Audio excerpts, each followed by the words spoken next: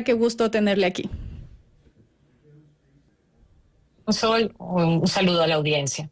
Gracias. Empecemos quizá, ya que estábamos hablando hace un momento con la asambleísta Íñiguez, ayer estuvimos hablando también con Roberto Aguilar sobre este tema del famoso Porsche en Isla Trinitaria y un poco el tratamiento que se ha dado a esto. Veía que usted también compartía este artículo de Expreso sobre la lista de preguntas que se le ha hecho al gobierno, porque da la impresión a ratos de que esta es una línea, no es solamente un hecho aislado que ahora no se plantea o no se discute sobre el Porsche, sino también varios otros temas. De Expreso denunció en estos extensos reportajes de investigación supuestos vínculos familiares entre ciertos funcionarios del Ejecutivo con clínicas privadas y las derivaciones con irregularidades desde el IES a clínicas privadas, y entre otros temas se mencionaba, por ejemplo, el caso de la venta de estos 2 medios de comunicación digitales a un asambleísta que los compra por más de $2 millones y registra una declaración de 1.500 y pico de dólares. Nadie se explica cómo.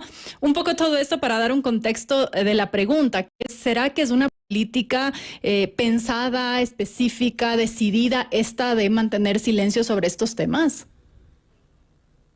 Bueno, yo decía en un tuit en mi cuenta esta tarde que más que estrategia de manejo de comunicación, me parece a mí que es un desprecio por la ciudadanía. Es decir, el sentir que ellos realmente no tienen que dar ninguna explicación, porque de alguna manera el poder a veces se confunde, especialmente cuando está unido un gran poder económico a un gran poder político. Y confunden el haber llegado a la presidencia con el haber comprado la presidencia. Y lo digo porque de alguna manera esto ya nos ocurrió antes, no en los mismos niveles, pero como que había una confusión y se creía que iban a estar ahí para siempre y que podían simplemente pasar de largo y no dar explicaciones.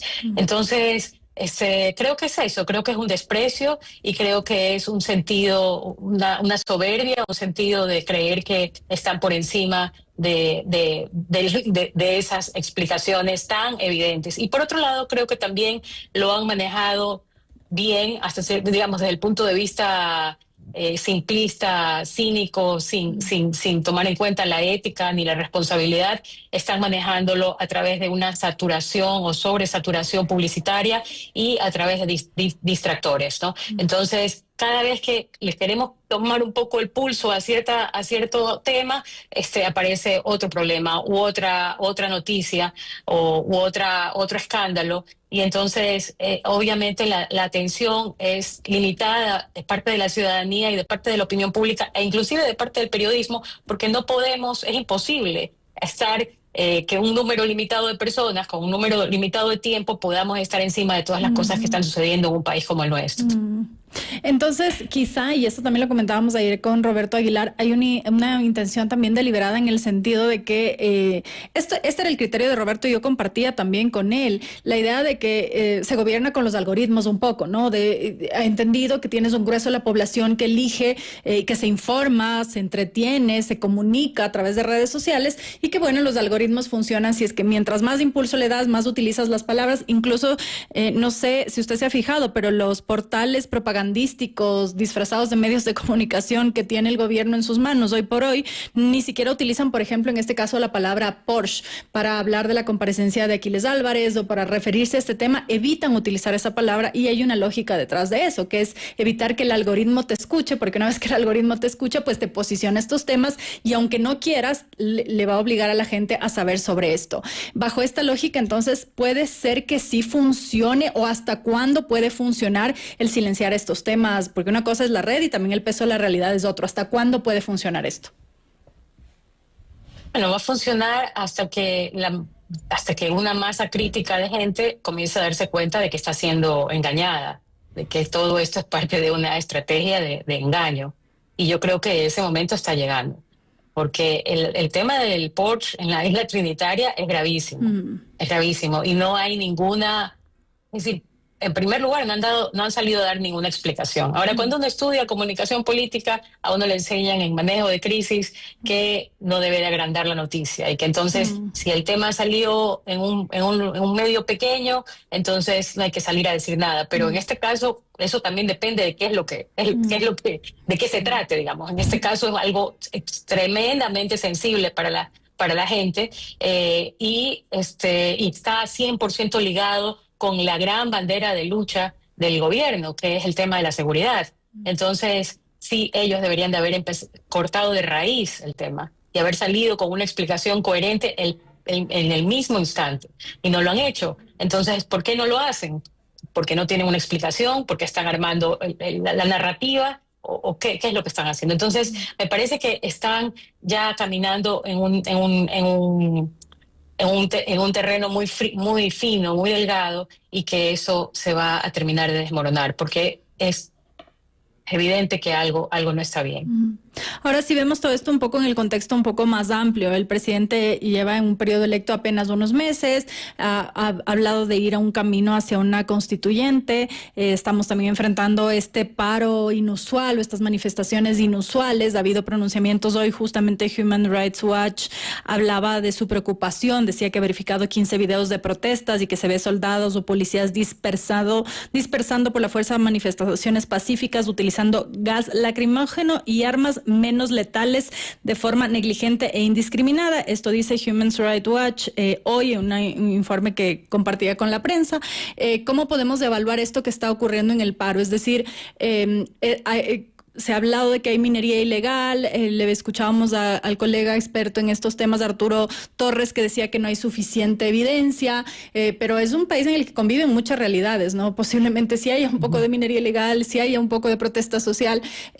¿Cómo podemos evaluar estas manifestaciones inusuales y diferentes en ese sentido a las de 2022 y 2019? Bueno, son diferentes, creo yo, específicamente en el sentido de que no hay un actor cohesionado de parte de la CONAIE o en el movimiento indígena. Eso creo que es la mayor diferencia, y eso ha hecho que sea más difícil el diálogo, porque si se acuerdan con un grupo de personas y ese grupo de personas no representan al resto, eso también hace más difícil todo. Pero realmente yo creo que el problema mayor es la falta de confianza en la palabra, la falta de credibilidad. Y eso pasa por todos los actores, es decir, por los actores de gobierno y por los actores del lado del movimiento indígena. Porque es verdad, se ven excesos de parte de la fuerza pública. Yo lo he también criticado en el tema del patear a esta persona que estaba acompañando a este señor, que no sé si ya se había muerto en ese momento, el señor Fueres, que el otro señor también es apellido Fueres. O sea, eso no tiene ningún tipo de justificación. Y luego también vemos unas barbaridades de violencia de parte de los manifestantes, que no sabemos si son infiltrados o no son infiltrados, y si son infiltrados, ¿por qué los propios las propias personas del movimiento indígena no hacen algo para separarlas o para denunciarlos, o si están totalmente ya intimidados por ellos mismos? Es un tema sumamente difícil, pero es que eso es gobernar. Eso es gobernar. Y no vamos a decir que el presidente y el gobierno no sabía que teníamos por delante un problema serísimo con el crimen organizado, infiltrado en el Estado, infiltrado en grupos políticos. Entonces, me parece que justamente por eso es que es tan importante que haya una cohesión social, una cohesión de parte, de la sociedad pacífica, de la gente que quiere vivir en una convivencia armoniosa, sabiendo que somos distintos, sabiendo que pensamos de manera distinta, pero que queremos tener por lo menos ciertas cosas en común que nos permita desarrollar nuestros propios proyectos de vida. Pero para eso tenemos que tener un liderazgo ético, medianamente ético, que por lo menos le podamos creer. Entonces, si no podemos creer la palabra del gobierno porque pasan cosas raras, o porque no explican que se desvanezcan 90 y pico de millones de dólares de impuestos, y que haya puesto a su propia contadora o lo que fuera de una de sus empresas como directora del SRI y que haya utilizado a un asambleísta de ADN para comprar con 2.6 millones de dólares que no sabemos de dónde salieron tampoco, dos medios digitales o dos. Bueno, el uno sí es un medio y el otro es una empresa de contenido digital, como dicen Roberto Aguilar y Martín Pallares. Entonces, ¿cómo se le cree? ¿Cómo se le cree a un gobierno que no tiene un mínimo de carácter moral para salir a enfrentar las cosas y hablar con la verdad? Si no podemos creer en el gobierno no tiene la suficiente fuerza para que todos estemos detrás de él y apoyemos cada una de las difíciles decisiones que tenga que tomar frente al mayor desafío que tenemos como ecuatorianos, que es el tema de la seguridad.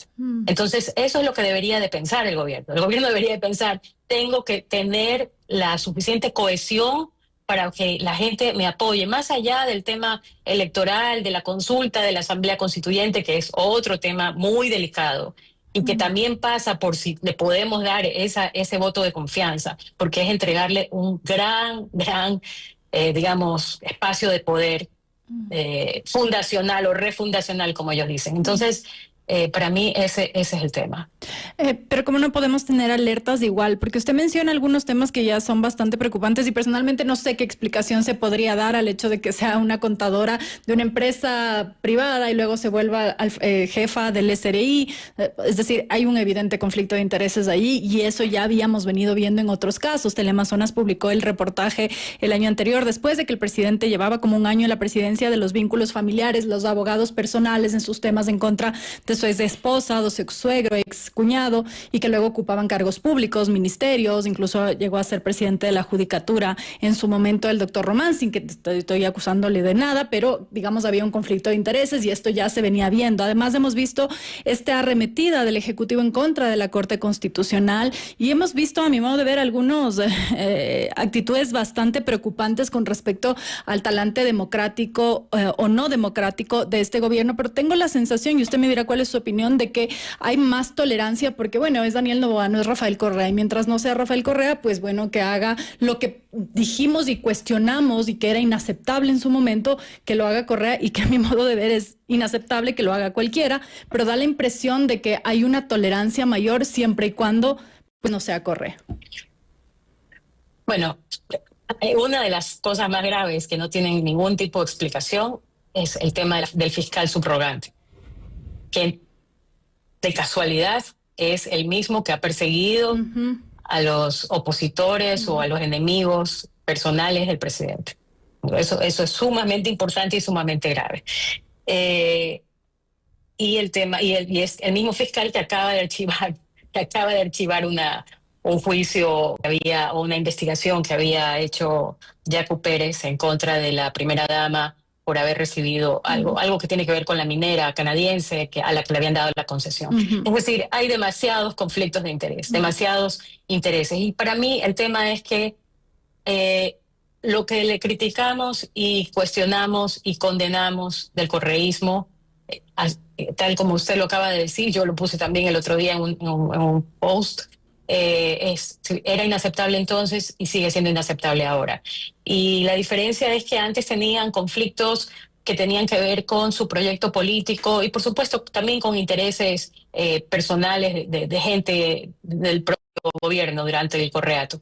Bueno, y ahora también, porque estamos viendo que tiene demasiados intereses privados el presidente y ha colocado en los puestos clave a gente que han sido básicamente sus empleados o sus proveedores, digamos, ¿no? Si son sus abogados o han sido contratados por él para proyectos, inclusive el ministro de Obras Públicas, él también, él había hecho el proyecto de Olón, él había hecho el estudio de suelo de la empresa de la esposa del presidente que estuvo involucrada en ese escándalo que hubo en Olón. Entonces, hay que ser delicado con el poder. No se puede ser así de grosero. Es una falta de delicadeza. Y eso atenta contra la confianza. Y lo que hizo antes Correa estuvo mal y si lo hace Daniel Noboa también está mal. Pero además, nunca se ha visto a dos aparentes opositores tan parecidos. porque Daniel Noboa está cayendo en las mismas prácticas populistas y de persecución a la prensa y bueno, de manera hasta más, tal vez, más grotesca y al menos a estas alturas, digamos, del partido. Él lo hace de otra manera. No vocifera él públicamente, pero utiliza las herramientas del poder. Entonces, nunca había visto a opositores tan parecidos. Por eso dicen que hay que cuidarse, no tener enemigos, porque uno termina pareciéndose a ellos, ¿no? Yo quiero No. preguntarle sobre el rol de la oposición no correísta, quizá, por sus posturas personales, las opiniones que usted ha dado. ¿Qué le queda a la oposición no correísta? Es decir, no al correísmo, que bueno, ya aquí han estado, han hablado un poco de cuáles son sus posturas, sino a la oposición que en algún momento quizá pensó hacer un contrapeso al correísmo, encarnada en su momento por Fernando Villavicencio quizá, o por otros actores que quizá en este momento no tienen esa visibilidad, porque hemos vuelto a esta dicotomía de que correísmo, anticorreísmo, porque el presidente Noboa ha utilizado este discurso, a pesar de que incluso el expresidente Correa ha dicho que le pidió ser candidato por su propia organización, que tiene a muchos de los ex funcionarios del correísmo, incluso al ex abogado del propio presidente Correa, el señor Jarrín, en su espacio más cercano, al presidente de la Comisión de Fiscalización. Es decir, hay varios ex representantes del correísmo que ahora se han trasladado a este lado, y queda entonces quizá este espacio de la gente que no se siente representada por el correísmo, pero tampoco por este gobierno. ¿Dónde está esa oposición? ¿Dónde están esos políticos? ¿Qué están haciendo? ¿Qué está pasando que no los estamos viendo? Bueno, más que políticos, yo creo que somos un número de ciudadanos y de gente que no quiere ser ni borrego ni peón de nadie, ni tener que sacarse del cerebro para poder simplemente aceptar cosas que no tienen asidero y no hay manera de justificar. Yo creo que hay un buen número de personas que están esperando que se abra esa famosa tercera vía y que sí hay políticos que podrían representarnos, que lamentablemente no tuvieron la posibilidad de tener mayor votación porque a quienes más les convenía la polarización es a estos dos gemelos opositores, digamos, o enemigos íntimos, porque comparten tantas cosas e inclusive votan para cosas que les beneficia a ambos. Y ahí hay un tema importante. Yo he estado pensando en este tema de la de la consulta popular para la Asamblea Constituyente y por qué tanto el correísmo como ADN votó a favor del método de Hunt, sabiendo que les beneficiaba a ambos. ¿Y por qué el presidente habría hecho un estatuto para la consulta, para la Asamblea Constituyente, que exige que haya una aprobación de 2/3 partes, sabiendo que eso iba a dificultar mucho que digamos que si ellos llegan con una leve mayoría, pudieran hacer pues pasar rápido su modelo de constitución. Y creo que ahí hay un poco una competencia entre quién le toma el pelo a quién y quién se cree más listo aquí. Y yo no sé aquí qué va a pasar, pero una de las posibilidades es que así como no le han permitido al correísmo, el CNE no le ha permitido participar en la campaña por el no, a lo mejor tampoco le va a permitir poner candidatos a la Asamblea Constituyente.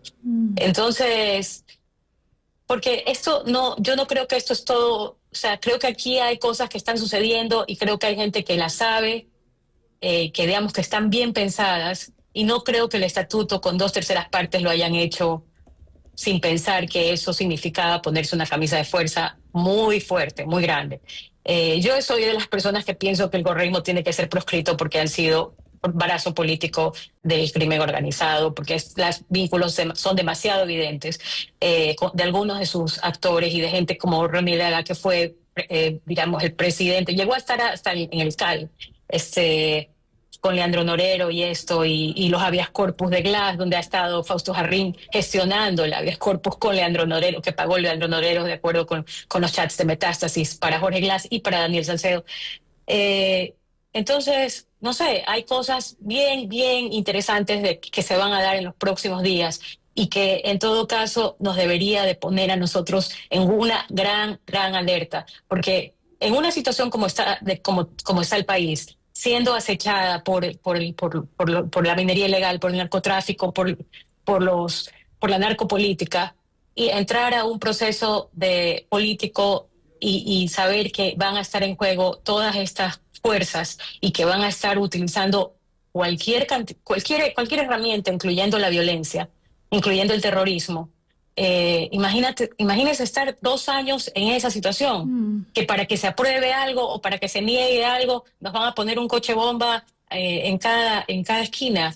Entonces, es sumamente peligroso y creo que debemos de pensar en esto. Yo quiero cerrar un poco con esta idea, porque usted dice que hay que proscribir al correísmo, pero a este ritmo vamos a proscribir a todos, porque los tentáculos del crimen organizado están tocando tan a fondo que, a ver, empezamos esta conversación hablando de un Porsche vinculado a una de las empresas familiares del presidente, vinculado presuntamente a un ataque, a una bomba, un explosivo. Estamos hablando ya de palabras mayores, y un poco la preocupación en ese sentido es que evidentemente si estamos viendo cómo opera el crimen organizado, va a haber intereses en cooptar las organizaciones, como ya hemos visto que está cooptado hasta el propio Estado, caso Metástasis, Purga, etcétera. Bajo esa lógica, entonces, ¿qué es lo que queda en este breve camino hacia la constituyente? Con este voy a cerrar. Usted decía coches bomba o atentados de esta índole. Si es que estamos viendo esto y si es que el propio Ejecutivo ve que este es el camino y aún así avanza hacia ese camino, ¿no será que también hay que preocuparnos por ponerle un ojo a los tentáculos del crimen organizado al interior de ADN, al interior de estas otras organizaciones? Porque quizá el concentrarnos en una sola organización, que está bien mirar y está bien denunciar y está bien mostrar estos vínculos que ha habido, pero que quizá también nos hace perder de vista que al crimen organizado le va a interesar también estar en el partido gobernante, sobre todo, quizá, ¿no? Bueno, por supuesto, si Fausto Jarrín está ahí, Fausto Jarrín era el abogado bueno, lo acabo de decir, el rol que tuvo, él es el que lo saca a Glass la primera vez que sale de la cárcel. No, yo no dudo que estén en muchos. En el caso del Partido Social Cristiano, ya vemos lo que pasaba con la presidenta de la Corte Provincial, que movía las audiencias para beneficiar a alias Fito y para que no lo regresaran a La Roca. O sea, están en muchos lugares. Lo que pasa es que una cosa es que hayan pagado las campañas, digamos, hay niveles de involucramiento. Para mí, en el caso del correísmo, han permeado mucho más, han estado en decisiones que pasan por la cabeza, y esa tal vez es una diferencia. Pero yo sí creo que hay que investigar a todos y que hay que tener un nivel de tamizaje muy grande, y precisamente por eso, por ejemplo, el tema de decir que sí, que el Estado no pague nada, no aporte a los partidos, no aporte al fondo de los partidos, eso es un riesgo bien grande, porque entonces va a venir más dinero del crimen organizado a las campañas políticas. Es complicado, y hay que tener profundidad en el análisis por eso, y por eso es importante espacios como este. Muchas gracias, Gabriela, por haber estado aquí. Un gusto conversar con usted. Igualmente, gracias. Bueno, ustedes acaban de escuchar a Gabriela Panchana, analista política, un poco sus opiniones con respecto a esta coyuntura política, a este camino hacia la constituyente, los tentáculos del crimen organizado en el Estado, en la política, y también sus preocupaciones con respecto a estos silencios que el gobierno, y este artículo de Expreso bien hace una recapitulación de estos silencios con respecto a las dudas planteadas desde el Ejecutivo, la venta de estos medios de comunicación y comprados por un asambleísta alterno de ADN, entre varios otros temas. Con esto vamos a cerrar y nos encontramos nuevamente mañana a las 18 horas. Gracias por haber estado aquí. Soy Salvador.